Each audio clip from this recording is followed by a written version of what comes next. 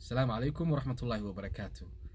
waxaan rabaa maanta inaan mawduuc yar oo kooban aan kaala hadlo. waxaana weeyaan ibnu jawzi ayaa waxa uu leeyahay oraah caan oo tiraahdaa haddii hadalka la sheegaya aan la fahmayn walow uu ka yimaado qof xikmad leh wuxuu la mid yahay biyo ku qulqulaya meel dhuuban oo aan laga manfaacadsan karin. marka hadalku sida uu qiimaha u leeyahay ayaan rabaa inaan ka hadlo. sidoo kale gabar Nancy la yiraahdo oo ah communication expert khabiir dhinaca communicationka ama wada xiriirka ayaa waxay tiraahdaa haddii aadan dadka audience-kaaga ama dhageystayaashaada aadan la falgeli karin oo aadan la xiriiri karin macna ma sameynayso khudbadaadu say u fiican tahay qiimo yeelan may hadalkaagu. waxaan rabaa marka inaan ka hadlo sida khudbadaha loo diyaarsado presentationada sida loo soo jeediyo iyo sida dadka loola hadlo. waxaan ku kala qaadi doonaa laba qaybood.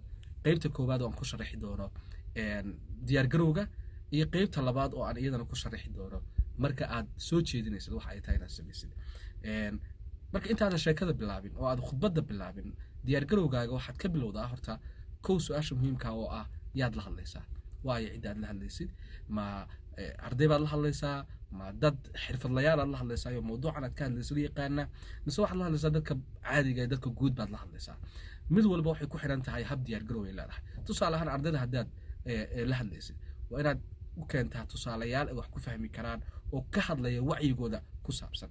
haddii aad la hadlaysid dad xirfadlayaala kaagama baahna inaad aasaaska uga sheekaysid, kaagama baahna mawduucan basekiisa inaad kasoo hadashid iyo basicskiisa, laakiin waxay rabaan inaad wax aysan garanin u sheegtid. markaad audience-kaaga garatid ama dadka aad la hadlaysid isweydii maxay og yihiin dadkan, maxay garanayaan, anna maxaan ku darayaa, maxay garanayaan, maxaan rabaa inaan u sheego, mawduucaagan muxuu muhiim u yahay inaad ka hadashid oo inaad u sheegtid. sidoo kale maxay kaa baranayaan dadkan oo aad u gudbinaysaa. intaa markaad garatid waxaad samayn kartaa luuqadaadii inaad sadgaraysid tusaalayaashaadii inaad ku salaysid dadkan aad fahantay inaad ku salaysid iyo toonka codka laftiisa habka aad qofkan ula hadlaysid maad ku qaylin cod dheer mi muhiim u ah inaad la hadashid mise si degan baad ula hadlaysaa. waxay ku xirantaa intaasoo dhan inaad qaybta hore soo ogaatid waa ay dadkan la hadlaysid maxay kaa fahmayaan maxaa dadka u gudbinaysaa. intaa marka laga soo tago saas aad u soo diyaarsatid oo adigii tusaalayaashaadiba ogow khudbad haddaad jeedinaysid tusaale la'aan ama cid waxaan ku daliil la'aan ama facts xog la'aan khudbadaadu macna samayn mayso. aragtidan ama waxaan yaa kula qaba yaa yiri yaa wax ka yiri waa inta soo hesha. marka aad sheekada dhex gashid marka khudbadda markaad dhex gashid khudbadda saddex qaybood waa inaad u qaybsaa. qaybta koowaad waxa weeyaan introduction ama muqaddama hordhac waa inaad kow aad sheegtaa. labo waa inaad body ama aad sheegtaa muxtawa ra'iisiya sheekada ama sheekada qaybtii dhexe faahfaahinaysay iyo halka u dambaysa oo ah conclusion ama khitaama ama la xiritaanka sheekada. saddexda marka waxay u kala baxaan inta laba weeryar yihiin introductionka iyo qaybta hordhaca iyo qaybta gabagabada weeryar yihiin waa gaaban yihiin laakiin qaybta dhexe ugu weyn. qaybta hordhaca ah waxaad ku sheegaysaa dadka inaad ku salaantid kadibna aad u sheegtid waxa aad rabtid inaad ka hadashid kadibna aad ku qancisid sida aad waxaan u sheegi doontid dariiqa aad mari doontid u sheeg. halka marka waa halka qofku uu go'aansanayo inuu ku dhageysto kula joogo iyo inuu ka tago. marka halka waa halka la doonayo inaad macaanaysid oo aad qofkan ku qancisid inuu sii fadhiyo oo sii joogo. tusaale ahaan masaajid baad ka kacday dadkii baad salaantay waa inaad dadka u sheegtaa mawduucan maxay muhiim u tahay inay dhageystaan oo u joogaan oo aad u sheegtaa oo aad inta u sheegtaa. marka inta sheegtid qaybta dhexe ee boodiga sheekada ku faahfaahi wixii aad sheegaysay. waxa jirta oraah tiraahda oo uu Albert Einstein leeyahay haddii aadan sharixi karin waxaan ma fahansanid, haddii aadan tusaalayaal keeni karin, haddii aadan si fiican u sharixi karin ma fahansanid. marka qaybta boodiga ah ku sharax waxaan tusaalayaal keen daliil keen raaci evidence raaci xoga raaci sheekadaadan.